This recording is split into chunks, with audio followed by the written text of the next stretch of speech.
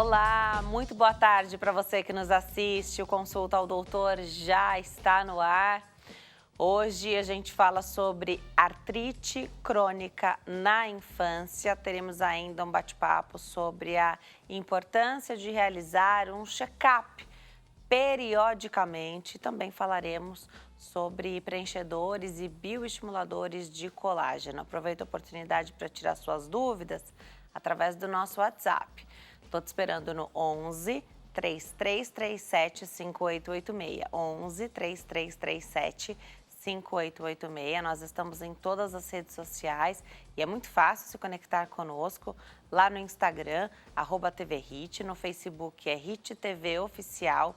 O nosso canal no YouTube é HIT TV ao vivo e para assistir a toda a programação de onde quer que você esteja, é no www.hittv.com.br.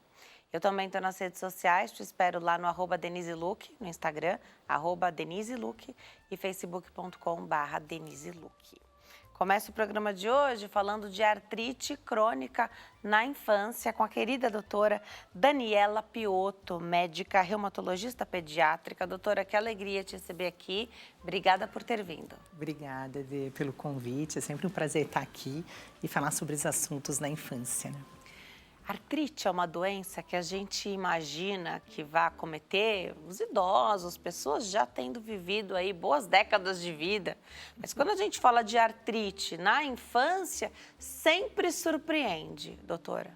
Isso mesmo, porque assim, normalmente a artrite na infância, ela é rara, né? Uma doença rara, primeiro, e no idoso geralmente está associado com desgaste, né, da articulação, com aquela, ao longo do tempo da vida ali, né? Então é muito comum que depois de 70, 80 anos a gente tenha problemas articulares, né?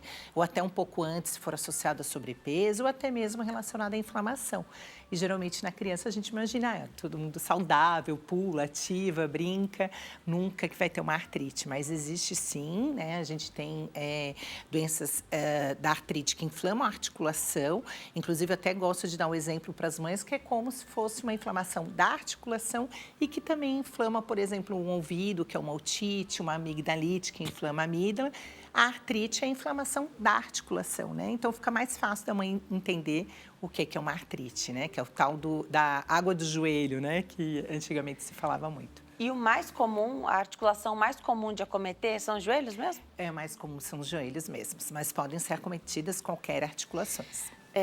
Quando você fala da inflamação, então estou imaginando dor.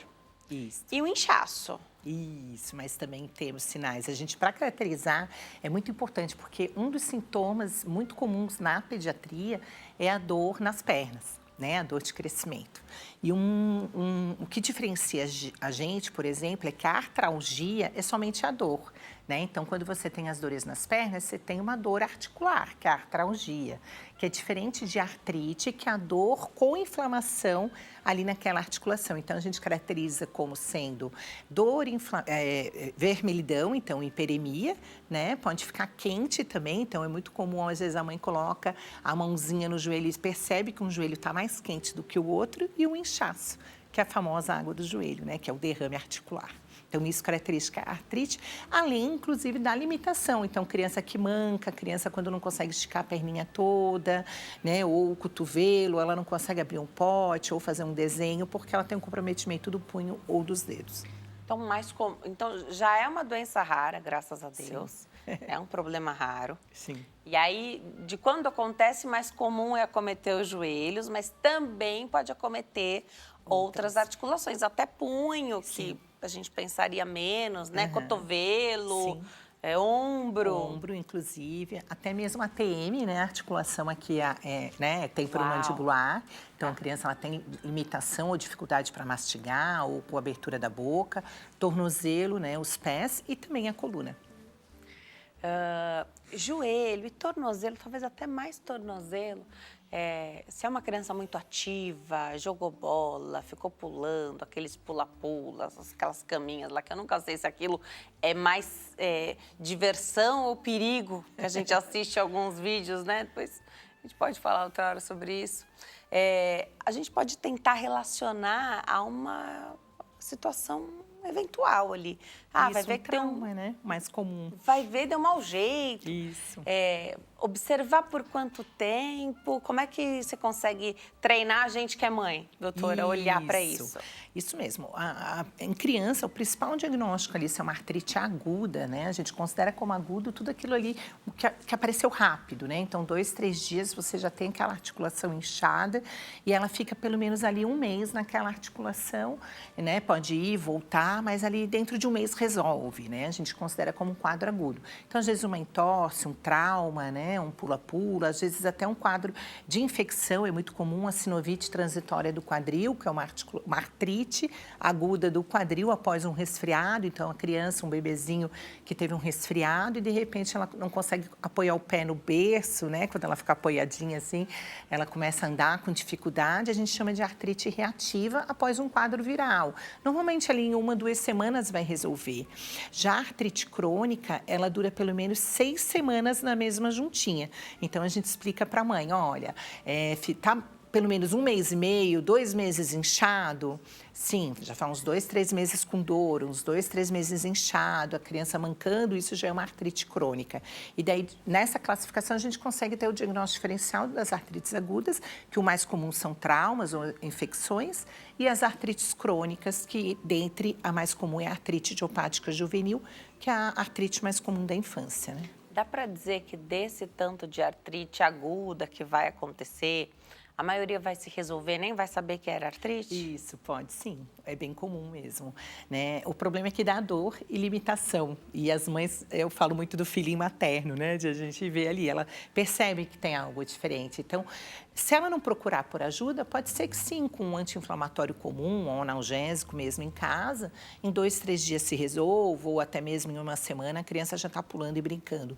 Mas toda aquela artrite, não, aquela dor, com dificuldade para andar, para brincar, a criança está mais quietinha, tem que ser investigada, porque pode sincronificar, né, e ser uma artrite crônica, né? Então, tirar a chance de tratar o quanto antes também faz com que piore, cronifique, não só em quantidade de tempo para ser crônica, mas piorar a situação?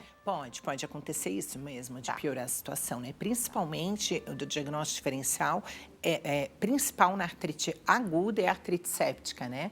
Então, aquela infecção dentro da bactéria, né? Dentro da articulação em que você punciona o líquido, você já vê que ele está amarelinho, turvo, a criança normalmente pode evoluir com febre, e se você não tratar rapidamente, adequadamente, pode fazer uma osteomielite, que é uma infecção que saiu da articulação e foi para o osso, e comprometer o movimento da articulação da criança para sempre, né? E uma bactéria que estava ali, oportunista, passeando pelo corpo da criança, achou a articulação. Normalmente é mais comum em bebezinhos, principalmente que são muito puncionados, por exemplo, após um tratamento numa UTI neonatal, ou crianças com vacinas, por exemplo, né? Ou às vezes alguma ferida que se machucou e fez uma porta de entrada para aquela bactéria entrar ali no corpinho da criança. Perfeito. Para fazer diagnóstico, então, você falou que a observação, o relato dos pais é fundamental. Sim, a anamnese sempre, né, fundamental. O tempo. E o tempo já da Isso, da de a gente dor, do poder sintoma. definir. Então, a gente observa essas características clínicas. Primeiro, saber se é uma artrite aguda ou é crônica. Os outros sinais e sintomas associados, então, se a criança apresentou febre, manchas na pele, né, algum outro comprometimento, alterações da visão, por exemplo. E depois que você definir isso, você faz exames de sangue laboratoriais, né? Então, por exemplo, se você viu que é uma artrite aguda do joelho, você vai pedir um ultrassom, né? Você vai realmente confirmar a presença do líquido, né? Uma vez que você já também confirmou com o seu exame físico, claro, mas você vai pedir exames de sorologias ou de cultura para bactéria, para investigar realmente se é infeccioso ou não. Descartando a infecção, que é o mais comum, né? Ou quadros reativos após a infecção, a gente sempre tem que pensar ainda nas artrites dessas que duram até 1 mês, que vão e voltam, né, nos quadros de leucemia, linfoma, que também podem ter comprometimento articular, né? Tumores ósseos, né? Então é comum às vezes a criança reclamar próximo de um osso e também fazer um quadro da artrite, muito comum no tornozelo. Às vezes a criança tem um tumor aqui na região inferior da tíbia, tem um comprometimento do tornozelo, mas na verdade a dor no tornozelo é porque já tem um tumor ali no osso, né? Então também temos que investigar causas graves, né? Então sempre afastar o que é mais comum, que são as infecções, as causas graves, que são os tumores, né? Os cânceres, e depois pensar nas doenças reumáticas, que normalmente a gente também pede exames, muitas vezes dependendo da articulação, até uma ressonância, né? Exames de sangue e ressonância. E aí, ressonância para criança, mãe, quem mais se preocupa são os pais, né? Sim, porque é o muitas exame vezes que tem tem que ficar fazer, quietinho. tem que fazer sedação, muitas vezes tem que fazer contraste também, né? Então a gente tem que realmente assim explicar bem para a família, passar segurança, explicar a importância e realmente a real necessidade do exame para nos ajudar aí para os próximos passos, né, no tratamento. Muito legal. De novo, lembrar que é uma doença rara. A gente fala porque quando é com a gente, aí não é raro mais, né? Tá na nossa casa, é nosso 100%. Sim, com certeza. Por isso que é super importante falar, mas deixar aqui essa informação. Idade de maior acometimento, prevalência, tem? Tem, porque depende muito do subtipo, né? Então, a gente fala que a artrite idiopática juvenil é a artrite crônica mais comum da infância. Então, primeiro a inflamação da articulação, idiopática, porque a gente não tem uma causa específica, a gente fala que dentro da doença reumática ela é multifatorial, então a gente tem alguns gatilhos ou uma predisposição genética da própria criança, né? Então alguma história familiar de reumatismo na infância ou de outras doenças autoimunes, né? E juvenil porque ela comete crianças até 16 anos, né? Crianças e adolescentes até 16 anos. Acima disso, o diagnóstico já é de artrite reumatoide, então é com reumatologista clínico, né? E com reumatologista pediatra, a gente vê todas essas artrites até 16 anos.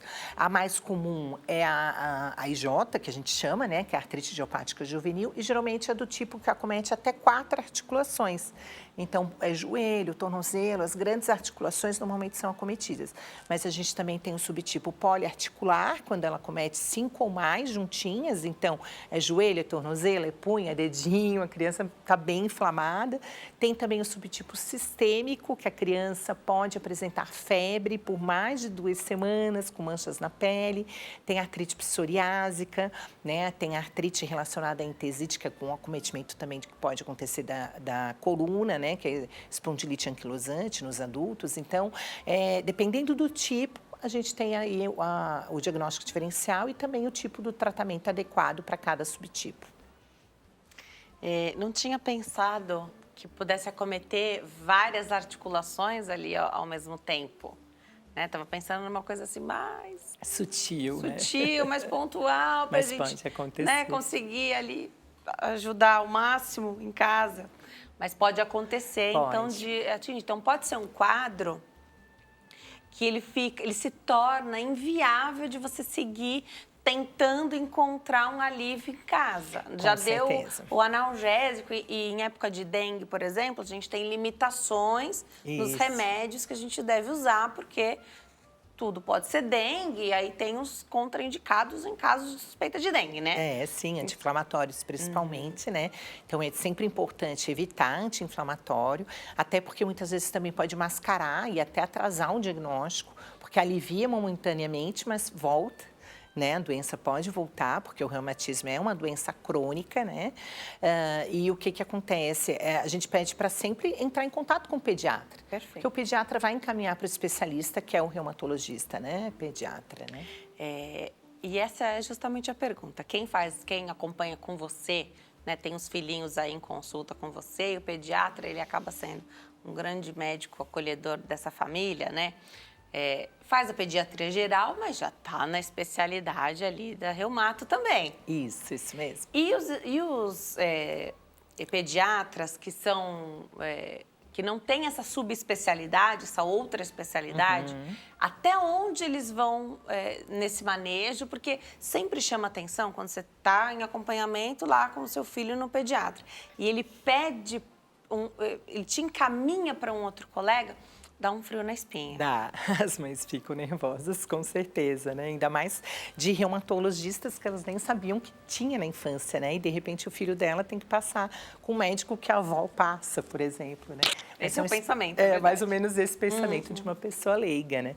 Mas realmente sim, o pediatra ele vai naquele momento, principalmente nas artrites agudas, aquelas que eu falei que em 2, 3 semanas desaparece, normalmente eles dão conta, né? Porque são quadros de infecções ou quadros reativos que são comuns na infância.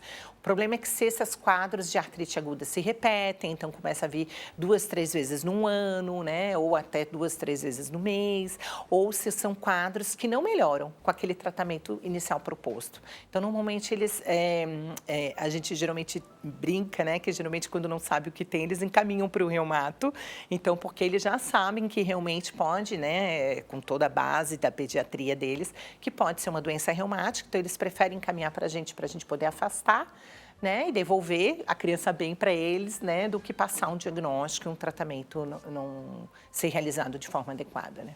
Perfeito. Então, os pais podem ficar tranquilos Podem. com esse encaminhamento também, Sim, né? sim. E claro que hoje eu falo que o poder da informação, né? A mãe tem esse poder. Então, caso o pediatra não encaminhe, ela pode falar, olha, eu vi a entrevista tal, eu li no Google, será que não pode ser uma doença reumática, né? Uma artrite, né? E ela mesma solicitar o encaminhamento. Você mesmo atende consultas online, pessoas de todo o Brasil e de fora do país também. Então, outra arma poderosa que a gente tem em mãos hoje, né, para tirar uma dúvida, né, pedir ali uma ajuda. Uma ajuda, será que preciso procurar? Não preciso, né? Até mesmo uma segunda opinião. Então, acho que isso hoje em dia a gente tem esse poder com a telemedicina, né? Nos ajuda muito. Muito bom. A alimentação está relacionado com a artrite que a gente está falando aqui? É muito comum isso, né? Nossa, é uma ótima pergunta. Normalmente não tem a relação, principalmente na infância, né? Essa relação direta dos alimentos causando uma artrite, mas sim elas podem ser coadjuvantes no tratamento, né? Que a gente sabe que numa alimentação saudável, com certeza a gente vai ter uma melhora, né? Em relação ao colágeno, em relação aos tendões, né? A vitamina D, por exemplo, cálcio, ingestão de cálcio, leite, né? Então, brócolis, tomate, que são ricos com alimentação de cálcio, porque a gente sabe que vai fortalecer ali todo o sistema músculo-esquelético, mas não tem uma relação direta em causar uma doença, né? Porque quando fala da inflamação, hoje a gente ouve falar muito dos alimentos que são mais inflamatórios. Anti-inflamatórios, tipo glúten, né? Tem muitas mães que já chegam às vezes pra gente tirando o glúten, tirando leite, né? E não é o adequado, né? O adequado é sempre ter por uma orientação médica, senão você está privando ali dos nutrientes para o seu filho, às vezes sem necessidade, né? Legal, então sempre receber essa orientação. Pode estar relacionada com, mesmo na infância, a gente sabe que para o adulto tem outras relações, mas com um pouquinho de excesso de peso, às vezes? Sim, às vezes sim, mas daí a gente fala que normalmente não é uma inflamação, é uma dor ali de caráter mecânico, não de caráter inflamatório. A via de acometimento é outra, né? É outra, isso, mas sim, né, crianças com sobrepeso, a gente sabe que vai ter ali uma sobrecarga maior na articulação e todo o envolvimento ali do músculo esquelético, do tendão, ligamentos, então realmente pode ter essa relação, mas não de causar a inflamação em si, né? E o tratamento, como é feito? Isso, então o tratamento, como eu mencionei, depende do tipo, né? Eu até queria retomar a resposta em relação à idade, né? Então a gente sabe que aquelas que acometem até 4 articulações cólico-articular é comum em meninas pequenininhas, às vezes de 2, 3 aninhos, é comum elas incharem o joelho, por exemplo, né? E depois também na idade pré-escolar e escolar, tá? Também pode acontecer, né? A sistêmica é mais comum também em crianças menores, pequenas e depois também na faixa etária da adolescência, né? A artrite relacionada à entesite que acomete a coluna, principalmente meninos acima de 8 anos. Então, a gente tem as faixas etárias de acordo com o subtipo, assim como também o tratamento, né? Vai depender daquele tipo de articulação cometida. Por exemplo, se é apenas uma articulação, né? A gente tem várias juntinhas no corpo, mas só uma junta que inflamou, por exemplo, o joelho, às vezes é só você fazer uma infiltração, de você colocar, né? É claro, é um procedimento invasivo, mas é guiado por ultrassom, que é mais assertivo, e a gente consegue tirar este líquido e colocar o corticoide local como um tratamento. E muitas vezes esse é o tratamento único e se resolve, a criança nunca mais vai ter nada.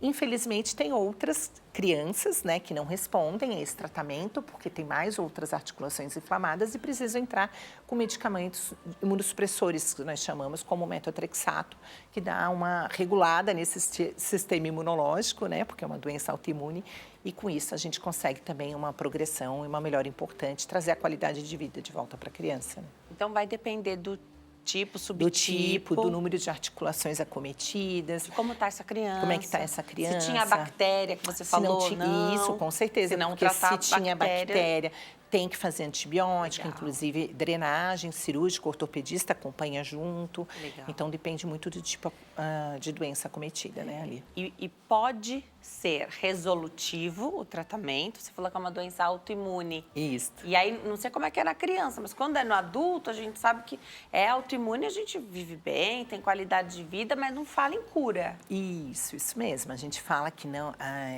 eu gosto de explicar para os pais, que vêm muito com esse medo, nossa, meu filho vai ter para sempre. Realmente é uma doença, as doenças reumáticas na infância, normalmente a gente não fala em cura, mas a gente fala em remissão. Então, a gente tem o diagnóstico na infância, a gente tratar na infância, trazer a qualidade de vida. Então, uma criança, um tratamento que normalmente dura 2, 3 anos, a criança fica bem e pronto, né? Pode ser que reative na adolescência, mas não é uma criança que vai ter artrite para a vida inteira, por exemplo, na vida adulta. É um número muito pequeno que persiste ainda inflamado na idade adulta, mas a maioria a gente quer trazer a qualidade de vida. Por isso que a gente fala tanto em diagnóstico precoce, né? Para poder também tratar precocemente e evitar essas recidivas lá no futuro. E esse termo, remissão, é outro que a gente deve se acostumar cada vez mais. Isso. Né? Então, é como a cura, é remissão. Isso. É o suficiente para saber que não está em atividade aquilo que estava antes, né? Isso mesmo.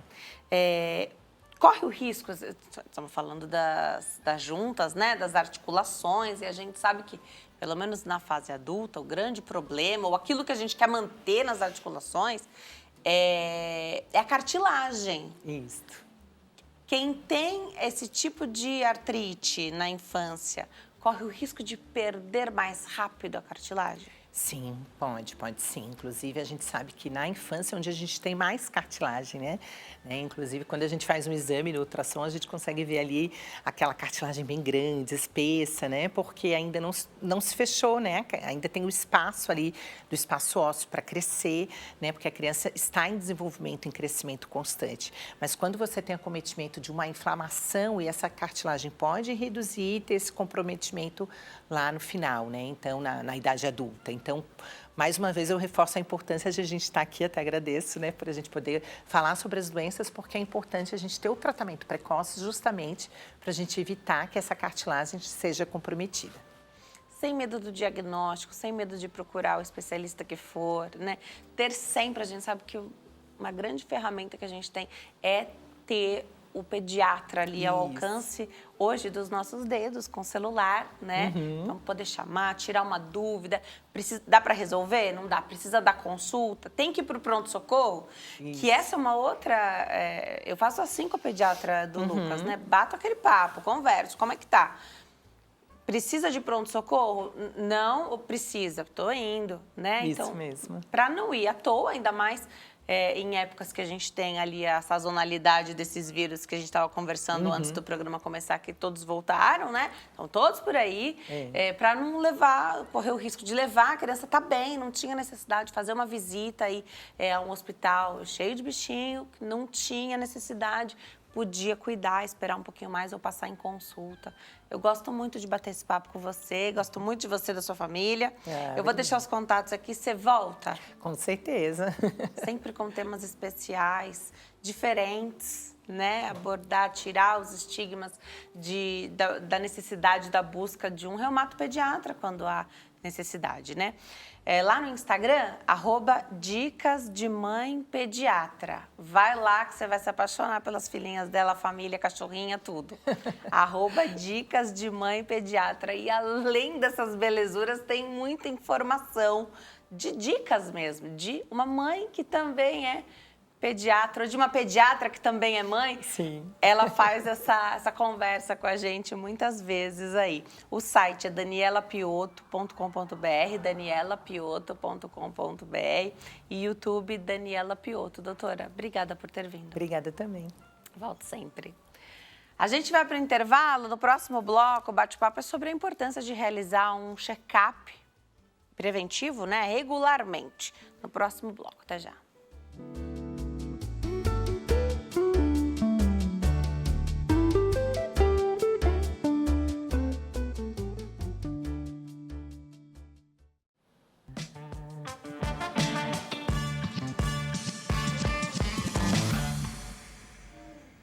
Nós estamos de volta nesse bloco para falar da importância de realizar check-up regularmente. Aproveita a oportunidade para tirar suas dúvidas através do nosso WhatsApp. O telefone é 11 3337 5886. 11 3337 5886. Hoje eu tenho o prazer de receber o Dr. Márcio Fortuna, médico especialista em diagnóstico por imagens. Doutor, obrigada por ter vindo, uma alegria te receber aqui. Eu que agradeço, Denise. Obrigado pela essa oportunidade de a gente fazer esse serviço de utilidade pública. A gente tem que orientar a nossa população. Olha, a gente fala da importância de fazer check-up, de estar sempre ali em contato com o médico. Hoje são várias especialidades que tem. E muitos especialistas, às vezes o cardiologista, o urologista, o ginecologista, com certeza, no caso das mulheres, quando a mulher está disposta e procura, quer fazer um check-up, eles já pedem os exames de toda a ordem. Já pedem os exames, mesmo cujo resultado, se não der 100%, vai precisar encaminhar para um outro especialista. Então, já são pedidos todos os exames. E muitas vezes isso é alvo de crítica. Ah, pediu muito exame. Aí a paciente não gosta, a pessoa não gosta que pediu muito exame. O que você tem para dizer, tendo em vista que a gente passou pela pandemia e tem gente que não vai ao médico ou não faz um check-up, vai ao médico, vai ao pronto-socorro, foi ao posto de saúde, porque teve uma questão ou outra, né? Foi ali apagar um incêndio. Desde comecinho de 2020, ou mesmo antes, 2019, e nós já estamos em 2024. Está mais do que na hora e não dá nem para reclamar da quantidade de exames. Com certeza, Denise. Esse assunto que você tocou é muito importante, porque o check-up é uma situação que o cliente deve buscar anualmente, com uma certa frequência, mas ele é uma consulta individualizada. Então, o cliente vai no médico e não tem aquela fórmula pronta, ele tem que fazer análise de caso a caso. Por isso que não dá para pedir, não deve ter, ou não tem, né? Um papel pronto já. Ah, check-up? Tó, esses exames. Não. Não deve. Isso não é uma consulta digna. Para individualizar. Anamnese. Ótimo. Analisar a história familiar, analisar a pessoa, a idade, o sexo, a fase que está. Cada idade tem o seu respectivo check-up direcionado para aquele caso, para aquele momento, para aqueles sintomas do dia do cliente. Porque, infelizmente, a gente fala assim, check-up... Aí entra essa situação que você está me dizendo. Mas existe aquelas pessoas que fogem também. Isso que esse o objetivo hoje da entrevista, da gente trazer esse pessoal também para fazer uma análise periódica. Mesmo seja tem que ser individualizada, mas tem que ser feita. Tá. Então não é só fazer o exame do joelho que está doendo. Não. O exame que está doendo, claro que você vai fazer, está doendo. Vai fazer o exame, vai saber o que tem, mas tem que ver, inclusive, aquilo que não está. E esse é o papel do check-up, apresentando sintoma nenhum. É o erro do cliente, ele só vai buscar na dor. Então, ele foge desse esclarecimento, porque se ele busca o médico com essa periodicidade e faz uma análise do caso dele em específico, o acompanhamento dele se torna muito mais fácil. Eu gostei, doutor, que você está chamando o paciente de cliente, que é cliente, é uma relação de consumo, é o cliente. Gostei. E aí me lembrei, já puxou aqui uma outra questão que eu acho importante trazer. Hoje existem uma série de exames, e aí eu acho que são mais os marcadores no sangue, né? Tumorais. E tem um monte de CA e alguma sequência de números que são esses marcadores. O problema tá, o médico pediu esses exames, não avisou muitas vezes, e aí pensa que é o cliente. Vamos esquecer um pouquinho o paciente, vamos colocar o cliente, porque falar paciente traz uma questão de que com o médico está sempre todo o poder, né? Vamos pensar no cliente mesmo, que é ali. Uma relação de consumo também. Deixa eu entender o que você vai escolher, porque você é o médico, mas o que é? E se o paciente não quiser saber essas informações tumorais, ou se ele disser, acho que agora não é esse momento, eu quero fazer um check-up, mas estou chateado porque às vezes houve uma perda por conta de um câncer na família recente. Como é essa conversa? Existe essa conversa, doutor? E, além disso, há necessidade do médico explicar o que está sendo pedido ali? Com certeza. A relação médico-paciente, o momento da consulta, quando o cliente ele apresenta os sintomas que ele tem, isso já existe um direcionamento. O cliente também ele não vai querer que não seja comunicado para ele que ele está com uma doença que a gente pode fazer um diagnóstico numa fase inicial, que vai ter um prognóstico para ele, às vezes de cura. Então, assim, a consulta tem que ser direcionada pela queixa do cliente. Então, ele chegou e ele disse, eu estou sentindo isso, isso e isso. No caso, uma mulher, a idade da mulher, o homem, a idade do homem, os sintomas que eles têm daquele momento, baseado nessas queixas, vai ser feita uma análise de todo o contexto e exposto, sim. Então, assim, a situação, se tem uma história familiar, se ele tem uma queixa, que tem um problema de um câncer de estômago, tem que ser pesquisado, tem que dizer que está sendo pesquisado, tem que ser apresentada a situação também. Não é? Não pode ter também uma situação de esconder. Eu, por exemplo, trabalho com diagnóstico por imagem. Eu faço muito diagnóstico de câncer de mama em fase inicial. A gente conhece como está o serviço público, por exemplo. Eu converso com a cliente, eu paro tudo, eu pego na mão dela e dou o caminho para ela. Porque se ela tem lesões que são clássicas de câncer de mama, se eu não pegar e disser a ela, faça já essa biópsia, vamos fazer esse diagnóstico mais rápido, se cai no sistema público, às vezes vira 6 meses, às vezes vira 1 ano, e aquilo acabou, não vai ter mais, vai perder o time da doença. Então, assim, tem casos que eu estou no meu consultório, estou fazendo meus exames e eu falo, não, aí eu paro, eu pego a cliente, eu explico para ela a situação, me desculpa a fila, me desculpa se atrasou um pouco os procedimentos, depois eu explico com os clientes, ponho ela na sala da mastologista, por exemplo, para que seja dada a sequência, para que seja encurtado esse caminho do diagnóstico concreto para que se inicie o tratamento. Aproveitar esse gancho, então, sempre bom falar de câncer de mama, de diagnóstico precoce em câncer de mama. Onde é que começa esse rastreio, doutor? Olha, geralmente existe um mito que o pessoal fala que câncer de mama só pensa depois dos 40, só pensa na mamografia. Não. Vou te contar um caso que me veio à memória agora.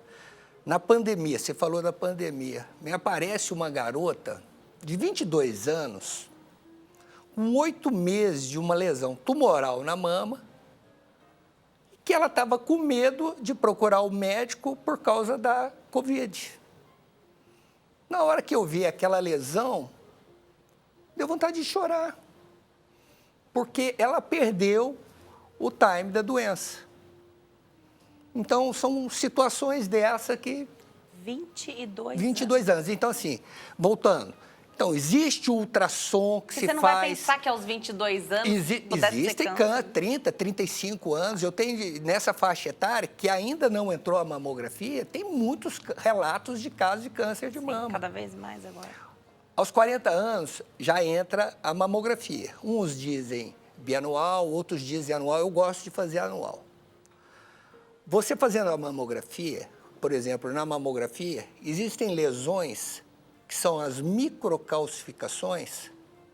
Essas lesões, quando você faz esse diagnóstico, no início da doença, o tratamento é uma setorectomia. Você tira um pequeno setor da mama. Por que que a gente vai esconder isso do paciente? Por que que a gente não vai acelerar essa situação? Então, tem que ter também essa conversa verdadeira com o cliente. Você falou dessas microcalcificações. Isso é bem comum de aparecer em exames de mama. Muito comum. Agora, não significa que todos esses casos são tumorais? Ou... Não, existem as microcalcificações clássicas tumorais. Por isso que o especialista está ali para fazer esse rastreio. E ele tem uma... Quando você faz o exame da mama, existe uma classificação. Então, são exames operador dependente. Eu dependo, claro, da máquina, mas dependo de você que está ali atrás. De quem faz a análise, de quem dá o diagnóstico. Mas a situação que eu estava voltando no assunto é não deixar o caso solto, porque o cliente vai, faz o exame, pegou o exame na mão, mas ele não sabe o resultado. Então, se esse caso chega até a mim e eu vejo que está solto, eu falo, não, vamos resolver. Aí no SUS é isso, é aquilo, não, divide, faz, o que você quer, vamos resolver. É a vida, né? É o time da doença, é a família. Na hora que aperta, a família chega tudo junto. Claro, eu já ouvi vários relatos como esse, do médico que normalmente não iria visitar a paciente depois de ter feito qualquer tipo de exame de imagem, principalmente os de imagem, mas fazem isso e salvam a vida dessas pessoas, né? Olha, eu vi aqui, vai aparecer ali uma coisa e não deixa passar, né? Vai vir o laudo, ainda vai demorar. Antes disso, já corre para o próximo passo. Isso salva a vida daquela pessoa. Isso é maravilhoso. E pensar dessa forma, então, um diagnóstico, ele não vem para trazer esse fardo, essa sentença. Um diagnóstico precoce vai trazer a vida dessa pessoa, né? Essa é a maior importância do check-up, da rotina. As mulheres, por exemplo, aos 21 anos, têm que começar a fazer o Papa Nicolau, que é o câncer do colo de útero, que tem que ser buscado com rotina esse exame, porque quando a gente faz o diagnóstico tanto do câncer de colo uterino ou câncer de mama, passado 2 anos, o prognóstico já fica péssimo. Lesões que você pega na mamografia, menores de 2 centímetros, que elas geralmente que crescem no máximo em 1 ano, tem câncer agressivo, que cresce mais rápido, mas no geral, o diagnóstico precoce salva a vida. Essa é a importância. Você fala da idade que ainda a mamografia não está ali muito bem indicada, então a mamografia, ela bate o martelo para ser indicada a partir de 40 anos, sim, né? Sim. Antes disso, não. Mas não tem exceções? Ou por conta da composição da mama, não dá para enxergar muito as lesões? Nossa, você fez uma pergunta tão inteligente que parece que eu estou conversando com uma colega muito hábil, porque isso às vezes é uma briga. Existe mamas que são muito volumosas. As mamas muito volumosas, elas são muito adiposas. E uma lesão pela mamografia é como se ela brilhasse. Ela tem um destaque que é uma coisa assim... Isso era uma coisa que eu tinha vontade muito de ensinar para os mastologistas, para os médicos em geral, porque eles não têm. Os médicos em geral, eles têm essa ideia de que mamografia é só depois dos 40 anos. E às vezes chega uma jovem que tem gigantomastia, existe esse termo, com mamas volumosas, e o colega que vai fazer ultrassom tem vontade de chorar, Eu faço isso há 32 anos, eu tenho muita experiência em fazer ultrassom. E tenho vontade de chorar porque ele sabe que se ele não tiver uma mamografia na mão para colar, modo de dizer, para ele olhar e ir buscar alguma lesão, porque assim, ele se perde, às vezes é uma lesão de 1 centímetro e a mamografia está lá brilhando. Para ele achar essa lesão com a mamografia indicando o ponto correto, já é difícil com a mama adiposa, com a mama volumosa. Imagina sem. Então, existe sim essa situação, essa pergunta que você fez, foi muito inteligente. Eu quero até te parabenizar. Obrigada, Você deve ter um viés aí da área forte da saúde aí, de ter estudado muito esses assuntos. Muitos anos apresentando consulta doutora, a gente aprende muito. E eu aprendo com quem está em casa. Mas e eu vou te falar, você fala que essa é a sua vontade de ensinar os profissionais, né? E nos vários níveis, porque você chega num laboratório para fazer uma mamografia não tendo 40 anos, o médico indicou uma mamografia, isso não devia causar estranheza. Se há uma indicação médica, o exame precisa ser feito, não existe, né? Assim, não pode. Não é o corte, mas, faz, não faz. Infelizmente, o sistema de saúde que a gente está vivendo, existe o convênio, existe o SUS, existem as limitações e, infelizmente, é uma briga. Isso. Por isso que você tem que ter um bom relacionamento. Quando você trabalha com algumas equipes, de uma forma multidisciplinar e os colegas se conhecem entre si, você consegue dar uma qualidade de atendimento muito melhor para os seus clientes. Com certeza. E eu gostei que você falou de ter um ultrassom para colar, né? Ter uma mamografia. Para colar na hora de fazer, na hora do ultrassom. Porque eles se complementam, né? Então, por isso que é mais do que importante, é essencial para as mulheres que estão fazendo o seu check-up, o médico pediu o ultrassom e também pediu a mamografia, tem que levar o exame, se você já tem em mãos, tem que levar. Excelente observação. Não é assim, é bom trazer, excelente. Não, tem que trazer. Vou te contar um segredo que eu ensino para minhas funcionárias de sala, né? Olha que legal, olha que legal. Eu falo para elas assim,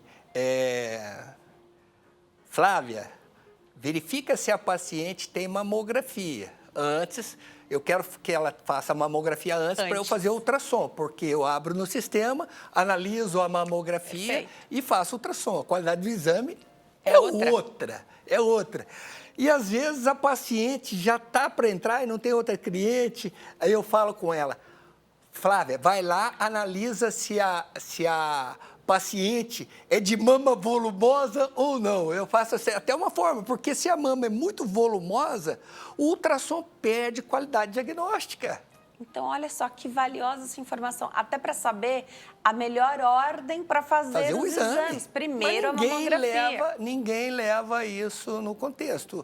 Entra naquela fila, entra naquele sistema. Faz o que dá primeiro. Eu assim. entendo a dificuldade, mas assim, se a gente, né, quer fazer o gold standard, né? O padrão de excelência. Contando mais uma. Se eu faço o ultrassom, se entra paciente, se ela tem a mama um pouco mais volumosa, um pouco mais adiposa. Olha que eu faço isso há 32 anos. E amo essa área e domino essa área. Eu falo, aguarda que eu só vou te liberar depois que eu tiver segurança pela sua mamografia. Deixo ela mais 15 minutos. E, às vezes, tem casos que eu tenho que deitar ela na maca novamente e para fazer uma reavaliação. Fantástico.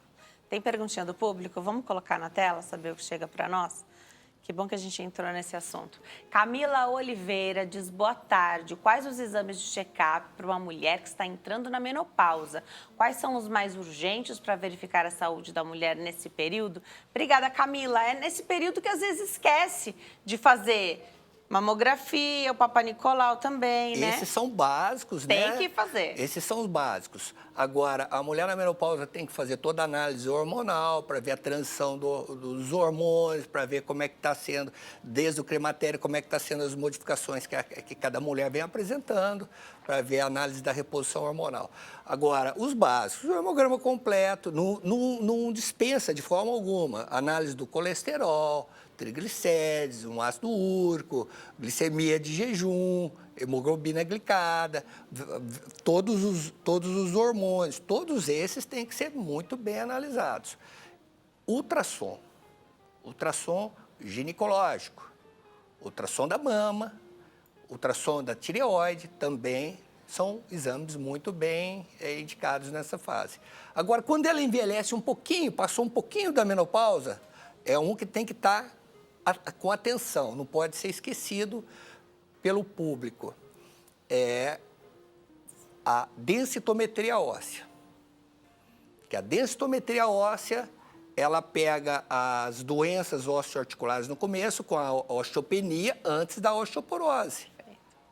Porque com a idade, cai numa das maiores causas de morte, a fratura. Entrou na menopausa, envelheceu, osteoporose, não foi tratada, fratura, cama e fim. E sofrimento familiar. Tudo isso a gente pode evitar fazendo um bom exame de uma mulher, entendeu? Outro exame importante da pós-menopausa, ela falou na menopausa, Isso. mas eu vou falar da pós-menopausa. Já está na menopausa, já está entrando no envelhecimento. Vamos fazer a análise de um ultrassom, por exemplo, para fazer uma avaliação endometrial. A mulher entrou na menopausa, existe uma mensuração que o endométrio, que é a camada menstrual, é até 5 milímetros. Deu 7, deu 8, deu 9, mesmo sem esta cliente estar em sangramento. O que é que você orienta? Vai fazer um exame de esteroscopia. Pode ser um pólipo localizado, pode ser um câncer, que apenas com uma curetagem é resolvido esse problema. Maravilhoso. Então, vamos esperar, mas a paciente não está sangrando, não precisa fazer nada. Opa, diagnóstico precoce. Antes de aparecer o sintoma, a gente faz exames de rotina, check-ups, que salvam vidas. Excelente. Mais uma perguntinha. Chega através do nosso WhatsApp. Vamos colocar na tela, saber o que vem por aí do público de casa. A Vani Alves, de Santos, litoral de São Paulo. Boa tarde. Tenho 66 anos. O ano de 2022 fiz um tratamento de H. pylori. Após repetir o exame, deu negativo, mas surgiu a metaplasia intestinal. Nesse caso, devo acompanhar ano a ano. Corre o risco de virar câncer? Obrigada, Vani. Sim, tem que acompanhar. Tem que fazer um acompanhamento sério com o colega, com o gastroenterologista, aí já vai para o especialista que já está conduzindo o caso. E pela queixa, não precisa esperar sintomas, não precisa esperar um sangramento importante para repetir. Vamos esperar 3 anos para fazer uma nova avaliação? Não. Ela te pergunta se pode vir a câncer por conta dessa ansiedade na vigilância, né? Que o médico pediu para acompanhar anualmente. Entender se o médico, você confia no médico, você acompanha com esse médico. Se ele pediu para você acompanhar a cada ano, é assim que deve fazer. Correto. Ter a segurança também da possibilidade de fazer qualquer tipo de acompanhamento. Isso. Sem precisar esperar ter o sintoma.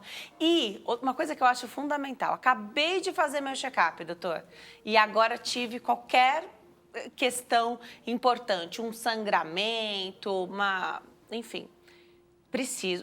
A fotografia, o meu check-up que eu fiz, acabei de fazer, foi a fotografia daquele momento. Se eu tive uma outra situação, então eu preciso procurar ajuda médica. Isso é muito comum, principalmente agora na dengue, né? Eu estava conversando com um cliente essa semana no café e ele falou assim, mas eu fiz o exame, eu tenho esse hemograma aqui de 20 dias, eu tenho esse hemograma aqui de 2 meses atrás, eu vou precisar fazer outro. Poxa, a plaqueta cai em uma semana, 3, 4 dias se derruba. Tem que fazer análise, é uma outra situação. Não é porque você fez um check-up que deu tudo bem, alguma coisa podia estar mascarada e começou uma virose ou alguma outra infecção bacteriana que derruba a pessoa e tem que começar do zero. Legal. É básico. Você deu o exemplo da dengue, às vezes tem que fazer diariamente ou a cada 2 dias tem que fazer os exames de sangue, né? Então, tem para fazer análise das plaquetas. Não é brincadeira. É uma doença, a princípio, autolimitante, mas as complicações para uns vêm e a gente tem que estar muito atento. Ainda vou te deixar um tempinho, doutor, para você fazer suas considerações finais, para conversar com o público que está em casa, que de repente não vai ao médico, não faz check-up já faz muito tempo, ou fala assim, eu tenho medo de receber o diagnóstico. Já você vai ter um minutinho para fazer essa consideração final, mas eu já quero te agradecer demais por ter vindo. Adorei esse bate-papo. Acho que você pode voltar um dia para a gente falar, de repente, só dos diagnósticos de câncer de mama, para abordar mais essa questão aqui, ou outra, qualquer que você achar importante, tá? Vou deixar o Instagram do doutor, @Dr. Márcio Fortuna, @Dr. Márcio Fortuna, e o telefone WhatsApp é 11 999535915. 11 999535915. Obrigada por ter vindo, doutor. E enquanto eu me preparo para dar meu recadinho, queria que você olhasse para o público, nessa câmera aqui atrás, e dissesse a eles o que eles estão esperando, de repente, para fazer um check-up, com medo de diagnóstico, o famoso eu não, quem procura acha. Ou tem exame marcado? Talvez eu conheça alguém que esteja precisando, já tem indicação de fazer o exame, né? Já até marcou, de repente nem foi. Tá enrolando? Para dar aquela coragem, aquele gás que precisa, doutor, por favor. Pessoal, o assunto é sério. O diagnóstico precoce salva vidas, tá? E tem que ser buscado.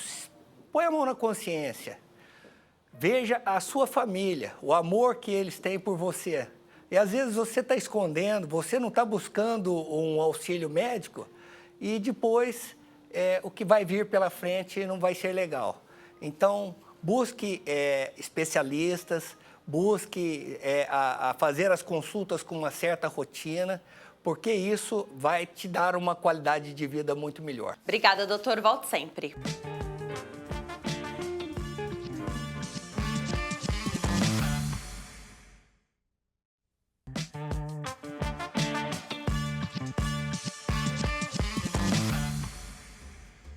Nós estamos de volta nesse bloco para falar de preenchedores e bioestimuladores de colágeno. Aproveita a oportunidade para tirar suas dúvidas através do nosso WhatsApp. O telefone é 11 3337 5886. Agora começa esse bate-papo falando de preenchedores e bioestimuladores de colágeno com a nossa convidada, a doutora Camila Mendes. Ela é biomédica esteta. Doutora, que bom ter você aqui. Obrigada por ter vindo. Eu que agradeço, prazer enorme. Olha, esse tema está muito em alta, né? Falar dos injetáveis no rosto, preenchedores, os bioestimuladores de colágeno. E são tantas as estratégias, as ferramentas, tantas possibilidades, que eu vou me colocar como leiga. A gente não sabe o que é melhor para a gente. A gente sabe o que nos incomoda e o que a gente gostaria de melhorar, mas qual é a melhor indicação? A gente não sabe, né? Por isso a importância, eu sempre acredito, da avaliação do profissional. Que pode ser que eu esteja me preparando para fazer um preenchedor, ou fazer um preenchimento com ácido hialurônico, e às vezes não é aquilo que vai trazer o resultado que eu quero. Queria que você explicasse um pouquinho essa ânsia do leigo, que é normal, a gente tem hoje muita informação, e também com as estratégias, o marketing, as propagandas, tudo muito precificado, então não, eu só tenho dinheiro para fazer, só 1 ml do preenchedor. Então, é difícil, a gente não sabe, né, o que preenche com 1 ml. Queria que você explicasse a partir daí. Pode deixar. A avaliação ela é muito importante, porque na avaliação a gente consegue entender os desejos do paciente e sentir um pouquinho do que mais incomoda ele ali. A minha linha de trabalho é voltada sempre para o mais natural. Isso a gente nunca erra. Se a gente fugir dessa linha de raciocínio, a gente acaba trazendo um aspecto diferente para o nosso paciente. E não é isso que a gente quer. Então, sempre na minha avaliação, eu procuro entender a dor do meu paciente. E ele sempre vai me trazer que tudo incomoda. Só que não é bem assim, né? Eu peço para ele se olhar diante do espelho e observar. Ali diante do espelho, o que mais incomoda ele. Aí ele vai me trazer um ponto específico. É o lábio, é o bigode chinês, é a olheira, é o cansaço na região dos olhos. Então, ali a gente vai fazendo algumas associações. É importante também entender que cada paciente tem a sua urgência e, às vezes, ele não é da cidade onde eu atendo. Então, isso também me deixa diante da escolha dos produtos certos para usar. Então, a gente tem o preenchedor e o bioestimulador. O bioestimulador, eu sempre preconizo o uso dele para a gente forrar a pele do nosso paciente.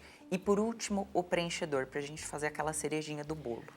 Eu não quero errar com essa colocação, mas, por favor, me corrija se ela não for a melhor para se dizer. Mas parece que bioestimulador de colágeno é bom para todo mundo. É bom para todo mundo. É bom para todo mundo. Legal. É que tem um custo, tem um preço, claro, e não dá o resultado na hora. Exatamente. Esse é o inimigo do bioestimulador de colágeno. E as pessoas são ansiosas, né? São, Então, claro. a gente, quando faz Nós um procedimento, quer o resultado de imediato. A ação do bioestimulador, ela começa com 15 dias, tendo essa bioestimulação aí por até 6 meses. E aí a duração desse colágeno dentro da nossa pele vai até 1 ano e meio, 2 anos, dependendo do produto que a gente usa. Já o preenchedor, que é o ácido hialurônico, ele já tem um resultado imediato. Então, terminando o procedimento, o paciente já vê o resultado ali. Agora, bioestimulador de colágeno injetável também não é tudo igual. Nós passamos por um tempo falando, a gente não vai falar de marcas, mas nós pensávamos sempre em 2 nomes, 2 marcas. E hoje, quase que eu não consigo mais falar, contar numa mão quantas são as ferramentas, as alternativas. E não são todos iguais. O princípio ativo é diferente. E aí não é o teu cliente, o teu paciente que vai poder escolher o que vai fazer, né? Sim, muitas vezes eles já chegam com o nome ali do que eles querem. Com certeza. Só que aí também tem a técnica, que ela evolui sempre, a todo momento. E hoje eu já tenho a minha preferida, que é o que traz resultados melhores para os pacientes. Alguns bioestimuladores podem, ao longo do tempo, produzir alguns nódulos debaixo da pele, que acabam ficando mais visíveis. Isso não agrada o paciente. Eu mesma tenho esses nódulos, porque a gente vive testando, né? Claro. Essas misturinhas, para saber o que de melhor a gente vai oferecer para o nosso paciente. Então, hoje eu já tenho a minha linha preferida de bioestimulador, que eu gosto de indicar, porque ficou muito bom em mim, ficou muito bom nas outras pessoas que a gente fez esse experimento, e os artigos científicos também nos trazem essa evidência. Então, a gente já tem a linha preferida ali para fazer no nosso paciente. E o jeito de aplicar, acredito, né? Com certeza, são as regiões, né? A técnica que você vai utilizar. Então, qual é a combinação que você faz ali? É muito legal. Agora, pensar nesses nódulos. Nódulos, você falou, né? A gente sempre quer o que saiu de mais moderno, o que saiu de mais novo, mas... E tudo, né? Se pensar... Tem muitas coisas recentes, que não são tão recentes, já estão aí, já faz algum tempo, mas se popularizam, chegam para o público geral, né? Agora, e dá para dizer que esse é o ônus de estar à frente. Assim, você está lá, você tem a opção, você consegue pagar, mas infelizmente... Não é nada que vai colocar sua vida em risco, porque tudo é muito testado, mas esses dissabores, são coisas que podem acontecer e que eu acho até legal, se você concordar comigo, do paciente saber nessa conversa. Sim, é tudo muito claro, né? Quando a gente avalia o paciente, a gente já traz os pontos positivos, os pontos negativos, o que pode acontecer de intercorrência ali no meio do caminho. A experiência do profissional conta muito, conhecimento de parte anatômica, o plano que você está fazendo essa injeção, porque tudo é injeção. Então, você também tem que saber onde você está trabalhando ali com a sua cânula para injetar o produto no plano certo e trazer o resultado que o paciente quer que melhore. Então, você precisa explicar tudo. Os riscos, você precisa ter o conhecimento técnico para saber que você está diante de um problema, como você vai resolver imediatamente. Então, é uma série de coisas que precisam ser mostradas a esse paciente. Muito legal. E a partir daí, pensar no bioestimulador de colágeno. Você falou que ele começa a fazer efeito com uns 15 dias, ele continua fazendo efeito 1 ano e meio depois, você falou? 6 meses. 6 meses depois. E o final dele, que não tem mais nada? 1 ano e meio, 2 anos. 1 ano e meio, 2. Isso. Tá. E eu quero fazer um banco de colágeno. Porque você pensa, porque você não guardar de dinheiro, você quer guardar de colágeno. né? Se tem uma minhas pacientes poupança que a gente falam. quer fazer hoje em dia, é de É de colágeno. exatamente. A gente deveria aplicar, então, primeiro, aquela dose de ataque. Tem dose de ataque para o bioestimulador de colágeno? E de quanto em quanto tempo que alguém poderia fazer que não é exagero? Tá. Eu gosto muito de marcar sempre um retorno para o meu paciente. Fizemos a primeira sessão. Se é um paciente de 30 a 38, quase 40 anos, eu peço para ele vir me ver a cada 30 dias, para a gente entender junto a necessidade dele e a expectativa. Quanto de efeito nós conseguimos na primeira sessão e, se necessário, faremos uma segunda sessão. Então, sempre de 1 ou 2 sessões. Claro que para pacientes de mais idade, a gente já tem o protocolo de 3 sessões no mínimo. Elas devem ser feitas de 30 a 45 dias de intervalo. Isso. Uma entre outra, né? Tá. E depois, fiz esse primeiro, dei esse susto aí no banquinho de colágeno da pele. E depois, para eu manter isso, a gente não quer que aquilo vá degradando, né? A gente quer só crescer. Exatamente. E aí a gente faz associação com o ácido hialurônico, que é o preenchedor. Ele é um gel. E aí a gente pode fazer esse preenchedor, de repente, num plano mais profundo, diferente do bioestimulador de colágeno. Então, ele vai provocar uma sustentação maior ali para o meu paciente. E a junção desses 2 produtos, a gente aumenta a durabilidade de ambos. Claro que também tem a ver com a alimentação, ao líquido que você ingere durante o dia, que tem pacientes que não têm o hábito de beber água. Então, tudo isso tem uma cartilhazinha que eu entrego para o paciente, peço para que ele siga corretamente aquilo ali, porque o investimento não é barato. Então, para a gente prestar atenção nas outras coisas também, o protetor solar, o uso de também um protetor físico, um chapéu, um boné. Então, são uma série de cuidados que o paciente tem que estar atento. Não é só o procedimento que é feito na clínica, né? É por fora também. Muito legal. E sobre preenchedores, a gente vai ter oportunidade de conversar várias vezes. Estou adorando receber a doutora aqui, mas daria para ficar falando só de bioestimuladores, mas agora eu vou migrar para os preenchedores, senão a gente não consegue falar até o final do programa. Os preenchedores hoje, eles são... A sua escolha é por ácido hialurônico? Não. Hoje eu preconizo o bioestimulador de colágeno e, por último, a utilização do ácido hialurônico. Obviamente, tem algumas regiões que a gente não pode fazer essa escolha. Porque existem... Legal, entendi. Porque existem bioestimuladores de colágeno que têm a função de preencher. É isso? Também. Só que a gente tem algumas regiões na face que elas são de risco. Onde tem algumas artérias ali super importantes que a gente não pode correr o risco de necrosar aquela região com o bioestimulador de colágeno, porque ele é irreversível. Em alguns casos, né? Depende do tempo, ali você consegue fazer alguma manobra de diluição. Já o preenchedor, a gente tem um produtinho que a gente consegue degradar esse ácido.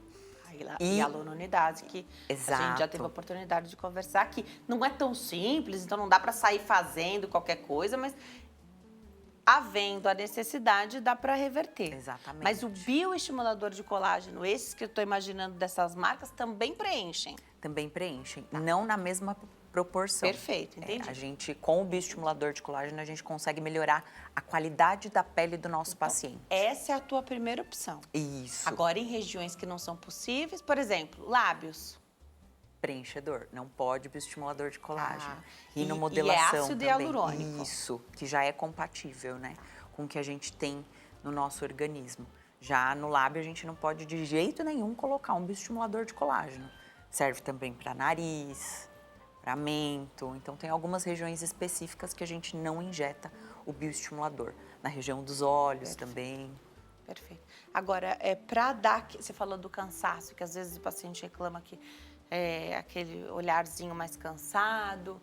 Por um tempo, falou-se muito sobre preencher as olheiras. Hoje parece que isso não é tão... Como é que é a sua prática hoje? Tá. Primeiro de tudo, a gente precisa observar como está a qualidade da pele da região dos olhos do meu paciente. A gente sabe que é uma pele diferente das que a gente tem na face. É uma pele mais fina, que ela apresenta uma flacidez, até com pacientes de 30 anos, 25, Sim. a gente já Muito tem essa fininha, flacidez né? presente, porque é uma pele mais fina. E aí a gente tem outras técnicas, o peeling de fenol, de repente um skin booster ali naquela região, que é uma bombinha de hidratantes. Obviamente, eles não terão uma durabilidade tão extensa, mas ajudam a gente a retardar esse processo de envelhecimento. Então, a gente, às vezes, faz pontos de toxina, usa o fenol bem localizado, que vai trazer uma qualidade melhor dessa pele na região dos olhos. Faz um pontinho de toxina botulínica para suspender, elevar o olhar, e aí já melhora. O preenchedor a gente só vai usar quando o paciente ele tem uma profundidade muito marcada naquela região dos olhos. Então, a gente tem que avaliar muito bem qual é a queixa do paciente. Se é a pele que está envelhecida ou se é a profundidade que evidencia a olheira e traz aquele aspecto de cansaço. Muito bem lembrado, porque hoje a gente não é o nosso tema, a gente não está falando da toxina botulínica, mas os tratamentos associados são sempre a melhor opção, né? Sim, então sempre. é a associação dos tratamentos, é a melhor indicação deles que pode trazer ali o que você deseja. Às vezes, esse olhar cansado, realmente uma coisinha ali com a toxina botulínica já talvez não vá resolver, mas pode já melhorar, a ponto de não ser mais aquela queixa tão urgente, você faz a próxima, né? Isso, exatamente. Então, já melhora um pouquinho, opa, desafogou aqui um pouquinho, deixa eu resolver e deixar ali o rosto harmônico, natural, né? Também, Natural. Você está falando de pacientes jovens e dos mais velhos que pode ser que precisem de mais estratégia, né? E não dá para ter pressa, né? Exato. Para terminar esse bate-papo. Não dá para ter pressa. Entender o processo, respeitar o processo. Exatamente. O que eu falo, a gente sabe que vai passar pelo processo de envelhecimento. E tudo tem que ser feito com muita sabedoria. Porque o que eu gosto é que os pacientes encontrem, de repente, um amigo, um parente e recebam um elogio. Nossa, como você está bem. O que você fez, sem que aquela outra pessoa aponte, você fez isso, isso, isso, isso. É um combinadinho de cuidados que você precisa ter em casa, um creminho, um ácido que você pode passar à noite. É um bom atendimento, uma boa avaliação para entender aquela dor e não exagerar. São os cuidados com alimentação, água. É um conjunto de cuidados. Até o manejo do estresse, Aham. né? Eu vou deixar aqui os contatos, o Instagram da doutora, @doutora Camila Mendes, _, @DRA Camila Mendes, _, o WhatsApp é 11 962 865902. Doutora, volte sempre, adorei te receber. Obrigada, eu também adorei estar aqui com você hoje. Obrigada pela conversa, viu? Obrigada. Venha sempre. Obrigada a você que escolheu ficar coladinho aqui conosco hoje. Fique com Deus, te vejo amanhã. Tchau.